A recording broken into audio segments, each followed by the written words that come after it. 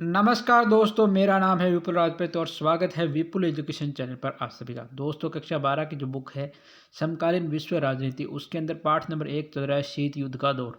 इसकी हमने 3 video upload कर दिया, आपने नहीं देखे तो आरबीएससी 12th पॉलिटिकल साइंस के नाम से हमारे प्ले लिस्ट है, उसमें आपको ये तीनों वीडियो मिल जाएंगे। चलिए, आज का चौथा वीडियो जो है वो हम शुरू करते हैं और आज हमारा टॉपिक रहेगा शीत युद्ध के दायरे। यानी शीत युद्ध के क्या क्या दायरे थे, क्या हुआ था, उसमें क्या घटनाक्रम रहा, तो उसके बारे में पढ़ेंगे। चलिए शुरू करते हैं। देखिए, शीत युद्ध के दौरान अनेक संकट सामने आए, यानी बहुत सारे संकट सामने आए। क्यूबा के जिस मिसाइल संकट से हमने अध्याय की शुरुआत की, यानी सबसे पहले जो क्यूबा मिसाइल संकट हमने पढ़ा था कि कैसे क्यूबा में जो है सोवियत संघ ने अपनी मिसाइलें तैनात कर दी थी और अमेरिका उस समय जो है ये लग रहा था कि वह अमेरिका पर आक्रमण कर सकता है। वह इनमें से एक था। शीत युद्ध के दौरान खूनी लड़ाइयाँ भी हुई, यानी शीत युद्ध के दौरान कुछ युद्ध भी हुए, लेकिन यह ध्यान देने की बात है कि इन संकटों और लड़ाइयों की परिणति तीसरे विश्व युद्ध के रूप में नहीं हुई। यानी ये लड़ाइयाँ हुई जो है, लेकिन ये अच्छा रहा कि तीसरा विश्व युद्ध नहीं हुआ। दोनों महाशक्तियाँ यानी अमेरिका और सोवियत संघ, कोरिया, बर्लिन, कोरिया में जो कोरिया युद्ध चला था 1950 से 53, बर्लिन में संघर्ष चला था 58 से 62, कांगो में 60 के दशक की शुरुआत में, और अन्य कई जगहों पर सीधी मुठभेड़ की स्थिति में आज के, यानी ऐसा और लग रहा था कि अब सामने आमने सामने का युद्ध होगा। ठीक है, और देखो संकट गहराता गया क्योंकि दोनों में से कोई भी पक्ष पीछे हटने को तैयार था, यानी दोनों पक्ष में से कोई भी पक्ष पीछे हटने को तैयार नहीं था। जब हम शीत युद्ध के दायरे की बात करते हैं, यानी दायरा जो मतलब दायरे का मतलब क्या, कोई चीज़ का फैलाव की बात करते हैं, तो हमारा आशय ऐसे क्षेत्रों से होता है जहाँ विरोधी खेमों में बटे देशों के बीच संकट के अवसर आए, युद्ध हुए या इनके होने की संभावना बनी। यानी इसके अंदर ऐसे क्षेत्र आते हैं जहाँ विरोधी जो खेमे थे, खेमों में बटे जो देश थे, उनके बीच संकट के अवसर आए, उनमें युद्ध भी हुआ और इनके होने की संभावना भी नहीं, लेकिन बहुत एक हद से ज़्यादा नहीं बढ़ी, यानी बात जो है बहुत ज़्यादा नहीं बढ़ी।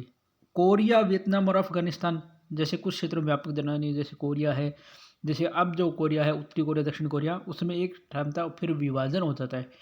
कोरिया है, वियतनाम है और अफगानिस्तान में बहुत बहुत ज़्यादा जनहानि हुई, यानी बहुत ज़्यादा लोग मारे गए, लेकिन विश्व परमाणु युद्ध से बचा रहा। यानी तीसरा विश्व युद्ध यानी परमाणु युद्ध नहीं हुआ और वैमनस्य विश्वव्यापी नहीं हुआ, यानी जो उनके बीच में वैमनस्य झगड़ा था वो पूरे संसार में नहीं फैला। कई बार ऐसे अवसर आए जब दोनों महाशक्तियों के बीच राजनीतिक संवाद नहीं रहा, यानी दोनों के बीच में कोई भी बातचीत नहीं रही और दोनों के बीच में गलतफहमियां भी बहुत बढ़ती है। ऐसे कई मौके आए जब शीत युद्ध के संघर्षों और कुछ गहन संकटों को टालने में, यानी बहुत सारे ऐसे मौके आए जब शीत युद्ध के जो संघर्ष थे और गहन संकट थे, उनको टालने में दोनों गुटों से बाहर के देशों ने, जो गुट निरपेक्ष देश, उन्होंने कारगर भूमिका निभाई। इस संदर्भ में गुट निरपेक्ष देशों को बुलाया नहीं जा सकता। गुट निरपेक्ष आंदोलन के प्रमुख नेताओं से एक जवाहरलाल नेहरू थे। नेहरू ने उत्तरी और दक्षिण कोरिया के बीच मध्यस्थता में महत्वपूर्ण भूमिका, ये जो उत्तरी और दक्षिण कोरिया थी इनके बीच में बातचीत में जवाहरलाल नेहरू की बहुत भूमिका थी। कांगो संकट में संयुक्त राष्ट्र संघ के महासचिव ने प्रमुख मध्यस्थ की भूमिका निभाई, और जो कांगो संकट था वहाँ पर जो यूएनआर थे उसके महासचिव ने प्रमुख मध्यस्थ की भूमिका निभाई। अंततः ये बात उभर कर सामने आती है कि महाशक्तियों ने समझ लिया था कि युद्ध को हर हालत में टालना जरूरी है, यानी दोनों महाशक्तियों ने समझ लिया कि युद्ध नहीं करना है। इसी समझ के कारण दोनों महाशक्तियों ने संयम बरता, यानी धैर्य बरता और अंतर्राष्ट्रीय मामलों में जिम्मेदारी भरा बर्ताव उन्होंने किया। शीत युद्ध के एक क्षेत्र से दूसरे क्षेत्र की सफलता, एक क्षेत्र से दूसरे क्षेत्र की तरफ सरकता गया, यानी इधर कभी इधर उधर, इससे संयम का तर्क ही काम कर रहा था। हालांकि शीत युद्ध के दौरान गठबंधनों के बीच प्रतिद्वंद जो कंपटीशन था वो समाप्त नहीं हुआ। इसी कारण एक दूसरे के प्रति इनकी शंकाओं के हालात में दोनों गुटों ने भरपूर हथियार भी जमा किए थे। लगातार युद्ध की तैयारी भी ये करते रहे थे। हथियारों के बड़े जखीरे युद्ध से बचे रहने के लिए जरूरी माने गए थे कि भाई हथियारों को ये इसलिए जमा कर रहे थे कि हो सकता है कभी युद्ध हो जाए, इसलिए उन्होंने हथियार जमा किए थे। दोनों देश यानी यूएसए और यूएसएसआर ये इस बात को समझ रहे थे कि संयम के बावजूद भी युद्ध हो सकता है। दोनों पक्षों में से कोई भी दूसरे हथियार की संख्या लेकर गलत अनुमान भी लगा सकता था। दोनों गुटों ने एक दूसरे की मंशा जानने समझने में भूल भी कर सकते। इसके लिए अतिरिक्त सवाल ये था कि कोई परमाणु दुर्घटना होगी तो क्या होगा, यानी अगर गलती से कोई परमाणु हथियार चल जाता है या कोई सैनिक शरारतन युद्ध शुरू करने की वजह से कोई हथियार चला देगा तो क्या होगा। अगर परमाणु हथियार के कारण कोई दुर्घटना होगी तो क्या होगा। ऐसी दुर्घटना का शिकार देश के नेताओं को पता चलेगा ये शत्रु का षड्यंत्र नहीं है अथवा दूसरी तरफ से कोई मिसाइल नहीं दागेगी, बल्कि ये महज एक दुर्घटना है। यहाँ पर एक कार्टून दिखाया गया है जिसमें चीन के हाथों में अमेरिका का हाथ है। ये देखिए, यहाँ पे चीन है, ये यूएसए, और इस तरफ सोवियत संघ रूस दिखाया गया है। एक नज़र में अमेरिका के राष्ट्रपति जॉनसन वियतनाम के मसले पर बड़े कष्ट में जान पड़ते हैं। ठीक है, ये वियतनाम है। कष्ट में जान पड़ते हैं।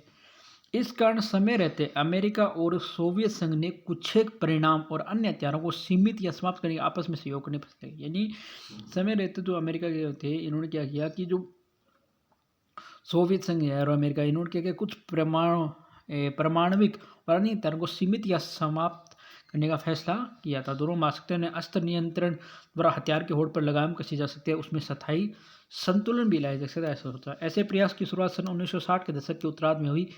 एक दशक के भीतर दोनों पक्षों ने अहम समझौते पर दस्तखत किए, यानी एक उनके बीच में संधि हुई, और जिस संधि को परमाणु परीक्षण प्रतिबंध संधि, परमाणु अप्रसार संधि और परमाणु प्रक्षेपास्त्र परिसीमन संधि यानी एंटी बैलिस्टिक मिसाइल ट्रीटी कहा जाता है। इसके बाद महाशक्तियों ने अस्त्र परिसीमन की वार्ताओं की कई दौर के और हथियारों पर अंकुश रखने की संध्या की। तो ये था शीत युद्ध का दायरा। अब देखिए इस युद्ध दौरान कुछ महत्वपूर्ण घटनाएं हैं घटी है, उस घटनाओं के बारे में हम जान लेते हैं। देखो क्या क्या घटा था। 1947 में साम्यवाद को रोकने के बारे में अमेरिकी राष्ट्रपति ट्रूमैन का सिद्धांत है। 47 से 52 मार्शल प्लान चलता है। पश्चिमी यूरोप के पुनर्निर्माण में अमेरिका की सहायता। 48 से 49 सोवियत संघ द्वारा बर्लिन घेराबंदी होती है और अमेरिकी और उसके साथी देशों ने पश्चिमी बर्लिन नागरिकों को आपूर्ति वजह से सोवियत संघ ने अपने विमान से उठा लिया। 50 से 53 कोरियाई युद्ध चलता है। 54 में वियतनाम के हाथों दाइन ब्यून फ्रो में फ्रांस की हार होती है और जिनेवा समझौते पर हस्ताक्षर होते हैं। 70वीं समांतर रेखा द्वारा वियतनाम का विभाजन होता है, सियाटो का गठन होता है। 54 से 75 में वियतनाम में अमेरिकी हस्तक्षेप होता है। 55 में बगदाद समझौते हस्ताक्षर बाद में सेनेटो के नाम से जाना गया। 56 में हंगरी में सोवियत संघ का हस्तक्षेप होता है। 61 में क्यूबा में अमेरिका द्वारा प्रायोजित बे ऑफ बिग्स का आक्रमण। 61 में बर्लिन की दीवार जो है खड़ी की जाती है, ठीक है। 62 में क्यूबा मिसाइल संकट होता है।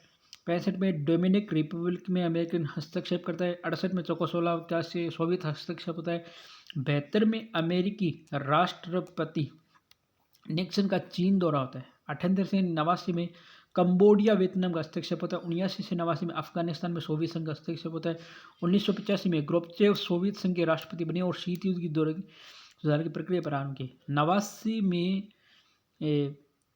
में बर्लिन की दीवार जो है गिर जाती है और यूरोप सरकार के विरुद्ध होता है। 90 में जर्मनी का एकीकरण होता है और 91 में सोवियत संघ जो है टूट जाता है और शीत युद्ध समाप्त होता है। ये देखिए कितना लंबा शीत युद्ध चला था, यानी 47 से लेकर 1991 लगभग 44-45 साल ये शीत युद्ध चला था। और जब सोवियत संघ का विघटन होता था यानी रूस जब टूटता है तब ये शीत युद्ध जाकर समाप्त होता है। तो आज की क्लास इतनी ही रहेगी। आपको क्लास कैसी लगी कमेंट करके जरूर बताना। वीडियो को लाइक करना, शेयर करना नहीं बोले। चैनल को आपने अभी तक सब्सक्राइब नहीं कर रखा है तो चैनल जरूर सब्सक्राइब करें, बेल आइकन को प्रेस करें। धन्यवाद दोस्तों। जय हिंद, जय भारत।